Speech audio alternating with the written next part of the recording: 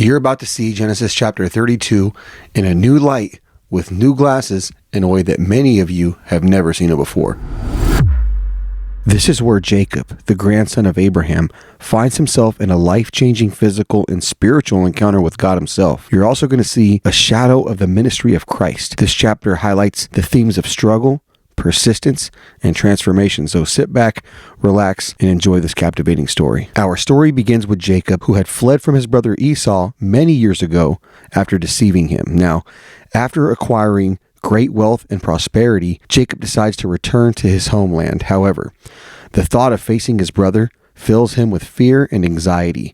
Jacob sends messengers ahead to gauge Esau's intentions and discovers that his brother is coming to meet him with 400 men. Panic sets in and Jacob feels trapped. As the night falls and Jacob is left alone on the banks of Jabbok River, a mysterious man appears and engages him in a wrestling match. This man is none other than God himself, although Jacob doesn't realize it at first. The struggle between them intensifies, with neither gaining the upper hand. The night grows long, and the wrestling continues relentlessly. As dawn approaches, God touches Jacob's hip socket, dislocating his hip. But Jacob, fueled by his desperation and determination, refuses to let go until he receives a blessing. God's response is both unexpected and astounding. He asks Jacob for his name, which carries the weight of his past deceit. Jacob admits his name, and then God responds, "Thy name shall be called no more Jacob, but Israel. For as a prince hast thou power with God and with men, and hast prevailed." In plain English, God said, "For you have struggled with God and with men, and have prevailed." With this divine encounter, Jacob's life is forever changed. The name Israel symbolizes his transformation from a deceiver to one who struggles with God and prevails. It signifies his new identity as the father of the 12 tribes of Israel. And this is something that many people miss.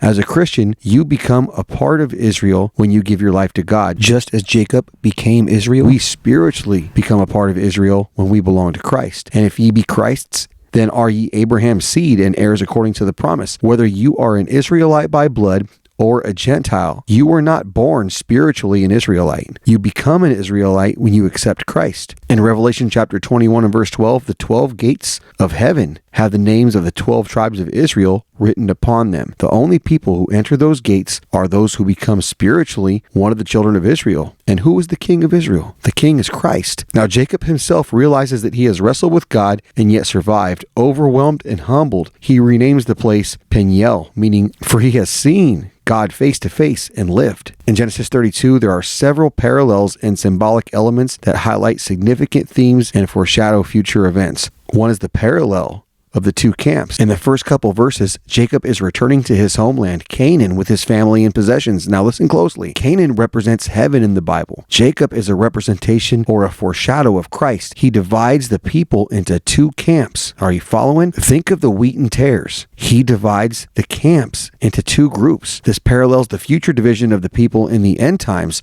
Just as Jacob divided his camps, separating his family and possessions, there will come a time when people will be separated into two groups based on their obedience to God and their allegiance to Christ. This division is symbolically represented by the separation of the wheat and tares, as mentioned in Matthew chapter 13, verses 24 to 30. The wheat represents those who follow Christ and obey God, while the tares represent those who do not. Next, we have the use of the word Passover. In Genesis chapter 32 and verse 20, Jacob sends gifts to Esau, hoping to appease him and find favor in his sight. Jacob instructs his servants to say, "These belong to your servant Jacob. They are a present sent to my lord Esau, and moreover, he is behind us." The word Passover is used 4 verses earlier in Genesis chapter 32 and verse 16. Jacob presents a gift of animals to Esau. During the Passover, the Israelites would also offer animal sacrifices as a part of their worship and obedience to God. Both instances involve the offering of animals as a significant act of devotion. Verse 5, "And I have oxen and asses and flocks, and I have sent them to my Lord, that I may find grace in thy sight."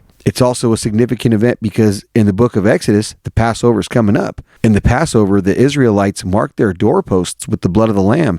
And when the Lord passed over their houses, they were spared from the plague of the firstborn. The firstborn is a representation of Christ. God sent his only son from heaven down to earth, where he was begotten as a baby, lived a perfect life, died a perfect death, was buried, and resurrected. So this event is a shadow of the ultimate Passover sacrifice of Christ, whose blood saves believers from the judgment of sin and death. Now, despite God's earlier declaration that the older would serve the younger, Genesis 25 and verse 23, Jacob still carries a servant mentality towards his brother Esau due to his fear and guilt over deceiving Esau in the past. His actions of dividing his camp and sending gifts reflect his desire to appease and serve Esau, even though God's promise indicates a different outcome. This detail highlights the struggle within Jacob's character. While he has received God's promise and blessing, he still wrestles with his own doubts and insecurities. It serves as a reminder that when God declares his plans and promises, he is faithful to deliver on those promises. In conclusion, Genesis chapter 32 contains parallels and symbolic elements that foreshadow future events and highlight significant themes, all of which point to Christ. The division of Jacob's camp mirrors the future separation of the two groups, the wheat and the tares. The phrase Passover in Genesis 32:16